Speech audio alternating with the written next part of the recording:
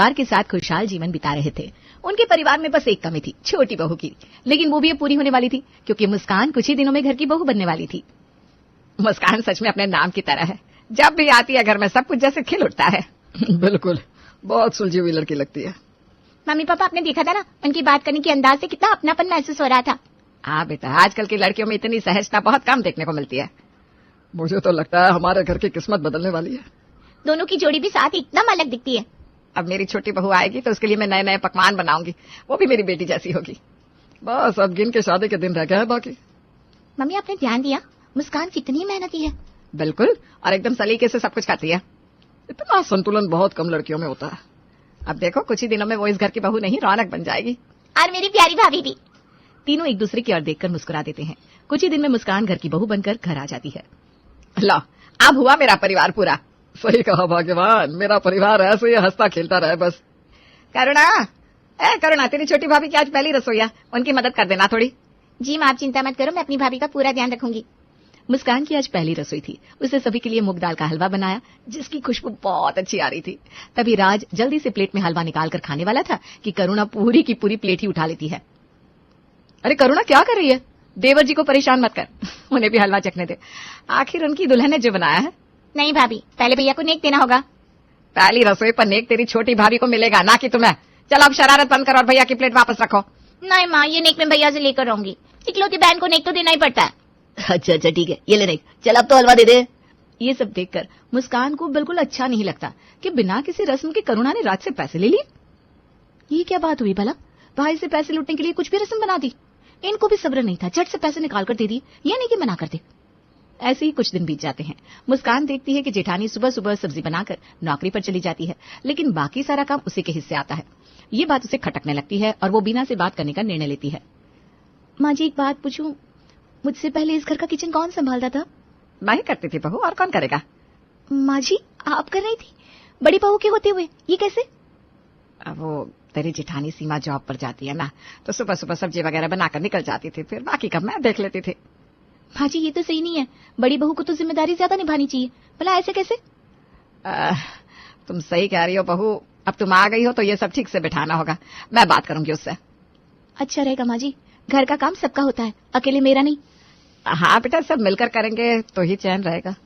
मुस्कान मन ही मन सोचती है, ये हुई ना बात, सांप भी मर गया, लाठी भी नहीं टूटी। अब तो जेठानी जी को आना ही पड़ेगा किचन में, बहुत उड़ रही थी ना नौकरी के नाम पर। शाम का समय होता है, पूरा परिवार खाने की टेबल पर बैठा था। तभी मुस्कान अपने सास बीना को चुपके से इशारा करती है। सीमा, मैं पिछले कुछ दिनों से एक बात देख रही हूँ। क्या माँ जी? तुम रोज सुबह सुबह सब्जी बनाकर ऑफिस चली जाती हो ना? जी माँ जी, वो दरअसल इन दिनों बारिश बहुत हो रही है ना, तो इसलिए ऑफिस जाने में देर हो जाती है, तो बस जितना हो पाता है उतना करके निकल जाती हूँ। लेकिन जेठानी जी, ये तो ठीक नहीं है। क्या ठीक नहीं है? ये घर भी तो आपका है और घर के कामों में सबका बराबर का योगदान होना चाहिए। तुम इस घर की बड़ी बहू हो, जिम्मेदारियां तुम्हारे कंधों पर पहले आती हैं। आपकी बात सही है माँ जी। अब कल से ऐसा करना कि ऑफिस समय से निकलना, और रसोई का पूरा काम अब तुम्हारी देवरानी संभालेगी। पर माँ जी, वो अकेले। अब देवरानी घर में मौजूद है तो जेठानी क्यों किचन का काम करे? माँ जी, आपने तो मेरा एक पल के लिए दिल ही बैठा दिया। सच में? हाँ, मुझे लगा सच में कोई डांट मिलने वाली है। तुम तो मुझे पहले से जानती हो ना बहू। माँ जी, आपकी मजाक करने की आदत कभी नहीं जाएगी। बीना और बाकी सब भी हंस पड़ते हैं, लेकिन मुस्कान का चेहरा थोड़ा सख्त हो जाता है। वो मन ही मन सोचती है, ये क्या था? मजाक में सारा बोझ फिर मेरे ही सर डाल दिया। इनकी ये हंसी ज्यादा दिन तक नहीं चलेगी। अब मेरी बारी, अब देखना आगे क्या होता है। सब लोग अभी खाने के टेबल से उठे ही थे कि करुणा को एक आइडिया आता है। वो अचानक सबकी ओर देखती है और हल्के उत्साह के साथ बोल पड़ती है, भाई, एक बात सोच रही थी। क्या? क्यों ना हम सब एक ट्रिप पर चले, बाहर कहीं घूमने। अरे वाह, बात तो मजेदार है। बहुत मजा आएगा। इसमें सोचने वाली क्या बात है? तो फिर कहाँ जाए? तुम लोग मिलकर कोई अच्छी सी जगह देख लो। मैं भाभी से बात करती हूँ। बाकी सारी तैयारी, होटल, टिकट विकेट सब मैं देख लूंगा। आइडिया तो जबरदस्त है छोटू। आखिर आइडिया किसका है? चलो फिर पक्का मान लिया, अब तो ट्रिप फिक्स समझो। तारीख निकालो और सामान पैक करो। माँ जी, मैं कुछ कहना चाहती हूँ। हाँ हाँ, बिल्कुल बोलो बहू। अभी ट्रिप पर जाने की कोई खास जरूरत तो है नहीं। पर क्यों बहू? बारिश का मौसम है, न जाने कब क्या हो जाए। अरे बेटा, ऐसे मौसम में ही तो मजा आता है घूमने का। और वैसे भी ये सब फालतू का खर्च ही तो है। तुम खर्चे की चिंता मत करो, पर पैसे वैसे का काम मैं संभालूंगा। बस हो गया डिसाइड, हम सब जा रहे हैं। अब कोई बहाना नहीं चलेगा। मुस्कान मन ही मन सोचती है। उसका चेहरा गंभीर हो जाता है। हाँ, क्यों नहीं जाओगे आप लोग? आखिर जेब तो मेरे पति की ही कटेगी, और आपको क्या है जब खुद का पैसा नहीं लगाना? इस आदमी को तो फिक्र ही नहीं है कि आगे चलकर बच्चों के लिए कुछ बचा पाएगा कि नहीं। लेकिन ठीक है, अब मैं ही कुछ सोचूंगी। रात का समय होता है, पूरा घर सो चुका था। मुस्कान करवट बदलती है, कुछ देर तक सोचती है, फिर राज की ओर मुड़कर धीरे से बोलती है, सुनो जी, एक बात पूछनी थी। हाँ बोलो। क्या जरूरत थी ट्रिप बनाने की? अरे बस ऐसे ही सबका मूड बदल जाएगा। और पैसे वो भी तुम ही दोगे? अरे तो क्या हुआ, भैया भी तो थे ना वहां, उन्होंने एक बार नहीं कहा कि खर्चा बांटेंगे। अरे यार, तुम हर बात में पैसे क्यों देखती हो? अपने आने वाले कल के लिए। राज कुछ और बोलता कि तभी उसका फोन बजने लगता है। उधर मुस्कान लेटे लेटे मन में सोचने लगती है, मेरे पति की आंख पर तो मेरे ससुराल वालों ने पट्टी बांध रखी है। अब मुझे ही कुछ करना होगा, वरना ऐसे तो ये अपना सारा पैसा बस परिवार पे उड़ा देंगे। ट्रिप से लौटे अभी कुछ ही पल हुए थे। सामान कमरे में रखा जा रहा था कि मुस्कान की नजर आंगन में रीटा पर पड़ी। मुस्कान कुछ देर उसे गौर से देखती रही, तभी बीना मुस्कुराते हुए वहां आ जाती है। अरे मुस्कान, तुम रीटा से मिली? रीटा बहुत वक्त से हमारे साथ है। अच्छा, कितने सालों से? पता नहीं बहू, पर इसने तुम्हारे पति को गोदी में भी खिलाया है। ओह, फिर तो बात पुरानी है। हाँ, अब तो ये अपने जैसी लगती है, बस काम वाली कहने का नाम है, दिल से तो ये हमारी ही है। मत कहिए ऐसा, मैं तो बस काम करती है। काम करती है लेकिन अपना समझ के, कभी छुट्टी नहीं मांगी, कभी मुंह नहीं बनाया। ये सब आपके प्यार की वजह से है। काम वाली है तो उसी तरह ट्रीट करो ना, हर चीज में बराबरी कैसे? मुस्कान, क्या सोच रही हो? अच्छा एक बात सुन लो, रीटा को कहीं भी बैठने खाने से रोकना मत। हाँ जी माँ जी। जो हम खाते हैं वही इसे भी मिलता है। जैसा आप कहें माँ जी। रीटा को कभी कोई भेदभाव महसूस ना हो, यही कोशिश रहती है हमारी, और अब से तुम भी ध्यान रखना। जी माँ जी, जैसी आपकी मर्जी। समझ गई तो अच्छा, चलो थोड़ा आराम कर लो, सब थक गए। बीना का अपनापन भले ही सबको सुकून देता हो, लेकिन मुस्कान के मन में एक खटक सी रह जाती है। वो कुछ कहती नहीं, बस सोचती है। कुछ दिनों बाद राज मुस्कान को अपने साथ शॉपिंग पर ले जाता है। मुस्कान, चलो तैयार हो जाओ। कहाँ? शॉपिंग पर। लगता है आज मेरे लिए कुछ लेने वाले हैं, शायद मेरी पसंद का कुछ हो। मुस्कान कुछ ही देर में तैयार होकर आ जाती है। राज बाइक निकालता है और दोनों निकल पड़ते हैं। रास्ते भर मुस्कान चुपचाप सपने बुनती रहती है। कहाँ चल रहे हैं? अरे बताऊंगा, सरप्राइज है। शायद गहनों की दुकान या फिर कपड़े। लेकिन बाइक तो एक गिफ्ट शॉप के सामने रुकती है। मुस्कान थोड़ी चौंक जाती है। यहाँ? हाँ, बस यही गाँव है। क्या खरीदना है? अरे रीटा माँ के बेटे सोनू का बर्थडे है आज, उसके लिए गिफ्ट। सोचा एक बढ़िया घड़ी ले लूं। राज अंदर जाकर घड़ी पसंद करने लगता है।